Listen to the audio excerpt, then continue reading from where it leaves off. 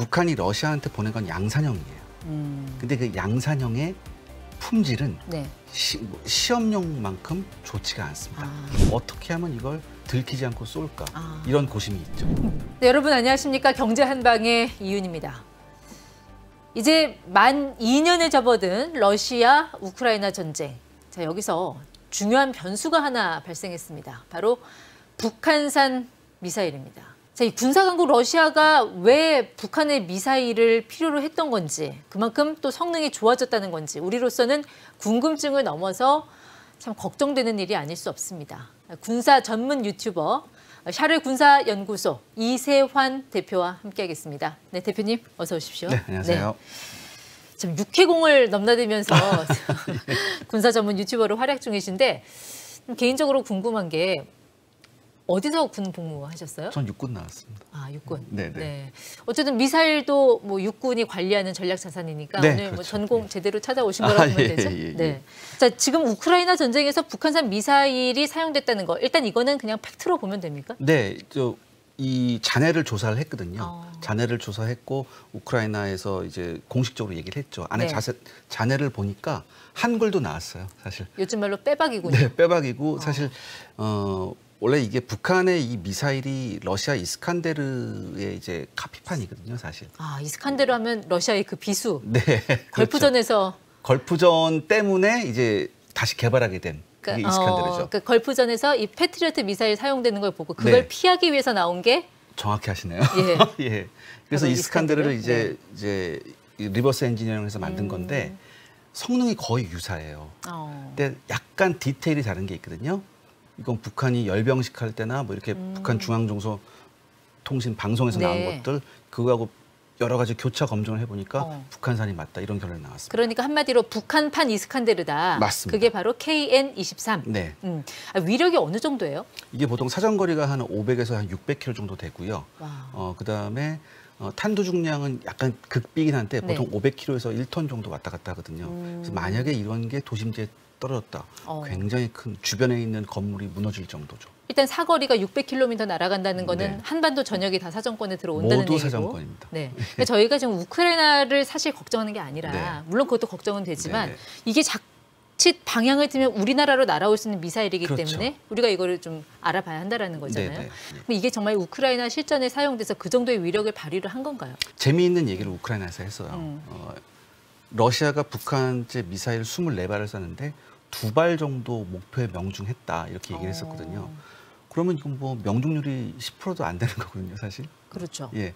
근데 이게 저는 어느 정도 타당성이 있는 얘기라고 생각합니다. 네. 왜냐하면 우리가 북한 미사일 하면 보통 북한이 미사일 시험한 거를 굉장히 많이 우리가 기억 속에 있어요. 그렇죠? 뭐 우리가 자고 일어나는데 갑자기 아침에 일어나잖아요. 오늘 새벽 뭐 6시쯤에 북한이 무슨 동해상으로 뭐 미사일 발사했다 이런 얘기가 나잖아요. 그다음에 몇 시간 지나지 않아서 조선중앙통신에서 뭐 미사일 실험을 해서 어디를 뭐 타격을 했다, 명중했다 이런 얘기가 나오는데 그것만 놓고 보면 북한 미사일이 굉장히 어느 정도 수준에 다다라 있다. 그러니까 명중률이나 뭐 사거리나 이런 것도 수준에 다다라 있다 이렇게 볼 수 있는데 문제는 뭐냐면 시험용과 양산형은 큰 차이가 있습니다. 문제는 양산형이거든요. 북한이 러시아한테 보낸 건 양산형이에요. 근데 그 양산형의 품질은 시험용만큼 좋지가 않습니다. 이게 사실이에요. 팩트예요. 근데 사실 여기서 더 중요한 거는 물론 품질도 중요하겠지만 북한이 이렇게 실전에서 사용하면서 계속 데이터를 쌓아간다라는 거. 사실 무기에서 가장 중요한 거는 이런 실전 데이터잖아요. 어떻게 보면은 러시아를 도와준다라기보다 지금 북한이 나중에 우리를 공격하기 위해서 약간 모의 테스트를 하는 거 아닌가. 저는 이런 의심이 들거든요. 만점짜리 질문이십니다. 아, 그렇습니다. 전 어디 가서 이런 질문 못 받아봤습니다, 사실. 이게 굉장히 중요한 거예요.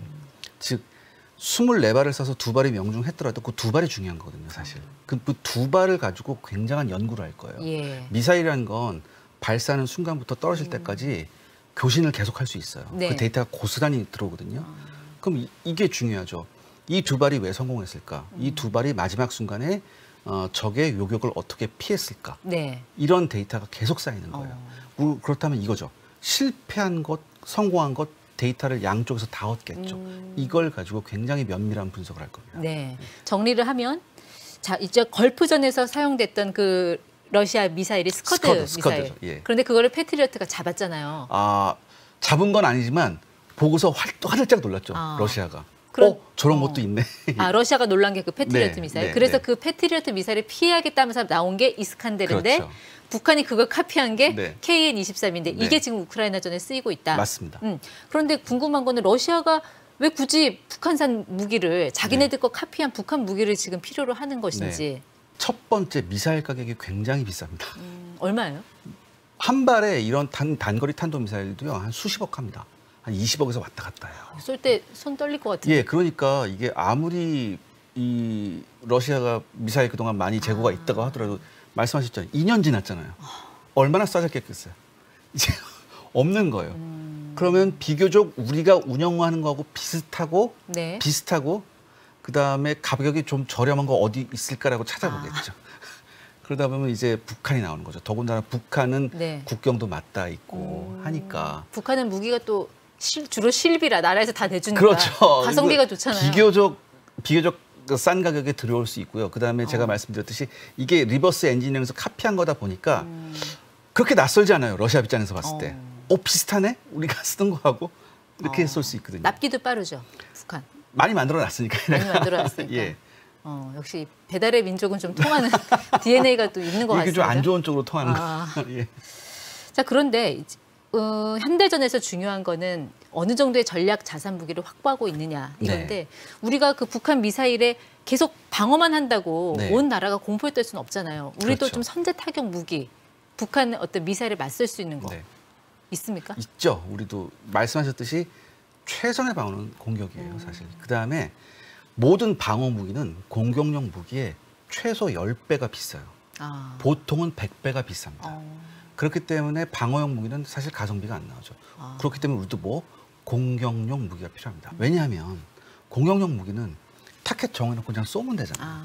방어용 무기는 뭐예요? 날라오는 걸 정확히 맞춰야 되잖아요. 예. 이렇기 때문에 훨씬 더 고도의 기술이 필요하거든요. 그래서 훨씬 더 비쌉니다. 근데 이렇게 방어용 무기만 갖고 있어서는 수지타산이 안 맞죠. 우리도 공격용 무기가 있어야 돼요. 네, 대표적인 거. 이제 현무 시리즈죠. 현무. 예, 현무. 현무 4부터 얘기할까요? 네, 현무 4. 네. 보통 이제 고위력 탄두라고 하는데 고위력 탄두는 이게 보통 이제 8톤의 탄두를 탑재할 수 있어요. 8톤이요? 네, 어마어마한 겁니다, 사실. 세계에서 유일합니다. 조금 전에 KN 미사일이 500kg 1톤에서 왔다 갔다 하고 막 예. 이러는데 8톤이면 이런 미사일은 없어요, 세상에. 사실. 그럼 좀 실감나게 그걸 네. 떨어뜨렸을 때 네. 어느 정도의 위력이라고 봐야 될까요? 근데 이게 폭약만 8톤이 있는 게 아니라 사실 이 8톤은 중금속이에요. 이게 쉽게 말해서 벙커 버스터입니다. 왜 이걸 쓰느냐? 벙커 버스터란 건 뭐냐면 땅 밑에 있는 걸 뚫고 들어가서 이제 파괴시키는 거거든요. 북한이 주로 그렇게 지하화되어 있잖아요. 그렇죠. 다 얘네들 갱도화 시켰잖아요. 그걸 뚫고 들어가기 위해서 우리가 이렇게 만든 거예요. 근데 이거는 생각을 조금 바꿔보면 만약에 일반적인 한 1톤 정도의 탄두를 실었다? 그럼 굉장히 멀리 날아갈 수 있겠죠. 우리가 생각하는 것보다 훨씬 멀리 날아갈 수 있습니다. 보통 그 탄두 무게하고 사거리는 이 역의 상관관계가 있어서 반비례하죠. 반비례하잖아요. 네네. 그럼 8톤 정도 실으려면 사거리는 짧겠네요. 한 200~300km 정도 200~300 날아갈 수 있고요. 정도. 그러니까 이게 근데 이제 계속해서 개량이 되거든요. 네. 로켓 부스터도 개량이 되고 크기도 더 키우고 그렇게 되면 이것도 무거운 탄도를 싣고서 500km 정도는 충분히 갈 수 있고요. 네. 현무4는 일단 지금 실전 네. 배치가 된 상태인가요? 실전 배치가 됐습니다. 그 개량형, 네. 괴물 미사일이라고 하는 네. 현무5는 그럼 어떤 거예요? 얘가 조금 더 개량됐고요. 더 멀리 더 날아갈 수 있는 거고요. 그리고 굉장히 범용성이 더 좋습니다.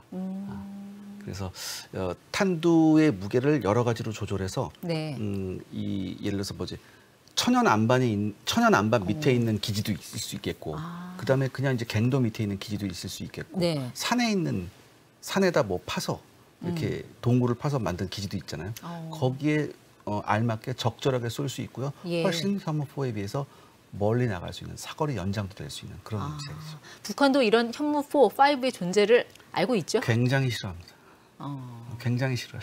그래서 지금 KN-23, 네. 개량형인 24, 25까지도 휴전선 그 부근에 전진 배치해놨다라는 이야기가 있는데 네. 북한이 그러니까 휴전선뿐만 아니라요. 여기저기 이제 다 해놨죠. 왜냐하면 감시야산에 걸리거든요. 우리의 잠시야산에 네. 걸린다. 그러니까 우리 한미 연합 감시야산에 걸리기 때문에 인공위성 뭐 무인 정찰기 여러 가지 걸리기 때문에 네. 최대한 여러 가지 플랫폼에 이걸 하려고 해요. 예를 들어서 열차에 실른다든지 그다음에 저수지에 넣는다든지 예. 아니면 잠수함에 탑재한다든지 이런 식으로.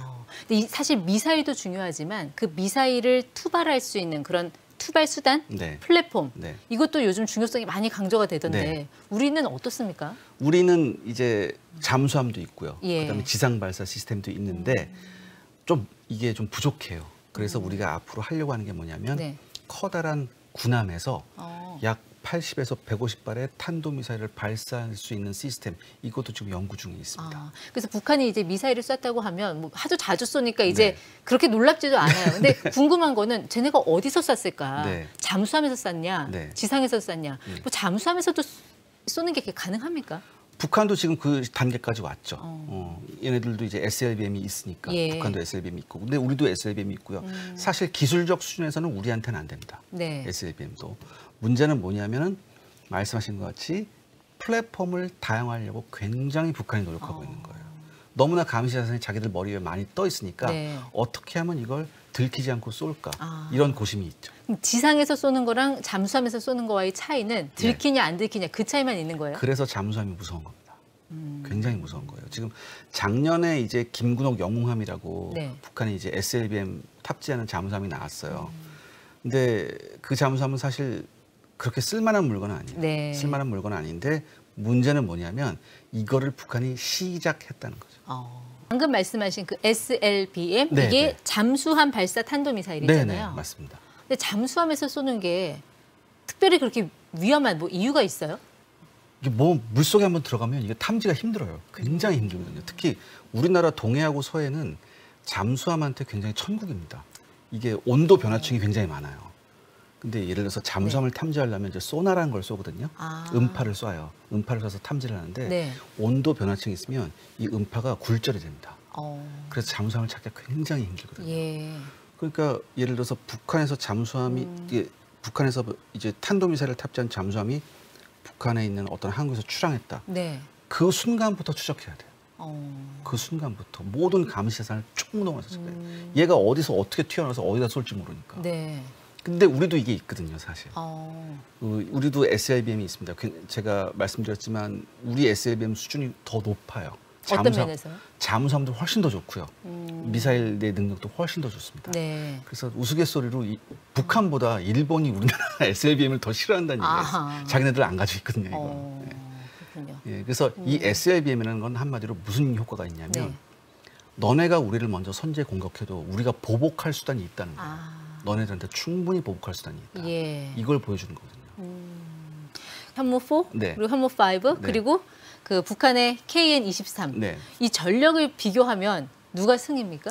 사실 우리나라 현무도 기술 원천은 이스칸데르예요. 우리도 이제 러시아 쪽 기술 받아서 한 거거든요, 네. 사실. 그런데 이제 미사일의 정밀성, 그 다음에 양산된 품질, 그 다음에 이제 뭐 내구성 여러 가지를 봤을 때 네. 우리 게 훨씬 좋죠. 그리고 제가 잘 몰라서 그런데 미사일이 있고 또 네. 방사포라는 게 있잖아요. 네. 이건 또 어떻게 다른 거예요? 방사포는 뭐 이런 거 보셨을 거예요. 북한 열병식 하면 뭐 트럭 위에 이만한 뭐 이게 파이프 같은 거 여러 개 싣고 나오는 거 있어요. 네네. 그런 게 이제 방사포예요. 근데 중요한 게 뭐냐면 이 북한이란 나라가 방사포의 진심이에요, 사실. 얘네가 세계 최대 규모의 방사포를 갖고 있거든요. 그러니까 방사포는 한마디로 여러 발을 막 동시에 쏘는 그런 로켓을 거예요. 여러 발 슉슉슉슉 이렇게 쏘는 거예요. 근데 북한 보통 이제 나라들이 갖고 있는 방사포 가장 큰 구경이 300mm를 안 넘거든요. 네. 우리도 이제 270mm 갖고 있고 그러거든요. 근데 북한째는 400mm, 600mm 이런 게 있어요. 근데 문제는 뭐냐면 600mm 정도 되잖아요. 네. 거의 위력이 탄도미사일급입니다. 중요한 게 또 뭐냐면 탄도미사일은 그나마 높게 포물선을 그리면서 오잖아요. 네. 이게 고도 한 100km까지 올라갔다 떨어지고 그래요. 그러면 요격하는 입장에서는 그나마 요격이 수월해요. 네. 문제는 방사포는 이게 쉽게 말해서 고도가 굉장히 낮은 고도 한 4, 50km 요 이하로 굉장히 빠른 속도로 날아와요. 마하 4, 5 정도 예. 속도로. 이렇게 날아오면 막을 방법이 없어요. 고도가 낮기 때문에. 근데 이런 걸 북한이 굉장히 많이 가지고 있어요. 네. 더군다나 북한이 방사포에 안에다가 여러 가지 개량을 했습니다. 예. 예를 들어서 GPS도 넣고 뭐 위성 관성 항법 장치도 넣어서 비교적 정확히 날라와요. 근데 이게 중요한 건 또 워낙 구경이 크고 덩치가 크다 보니까 네. 사정거리도 한 500~600km 나옵니다. 그러니까 생각해 보세요. 차라리 저는 북한이 가지고 있는 북한판 이스칸데르 뭐 화성 11 가형 나형보단 네. 이 방사포가 더 무서워요. 무섭다. 네. 제가 딴 데서 안 한 얘기인데 천궁2는 자칫 묻힐 뻔했습니다. 왜요? 묻힐 뻔했는데 바로 이 타이밍에 UAE가 우리 그거 살게 이렇게 나옵니다. 아랍에미리트가? 네, 아랍에미리트. 예. 근데 천궁2는 직격입니다. 근데 직격이 훨씬 효과가 좋은 방법이에요. 그러니까 직접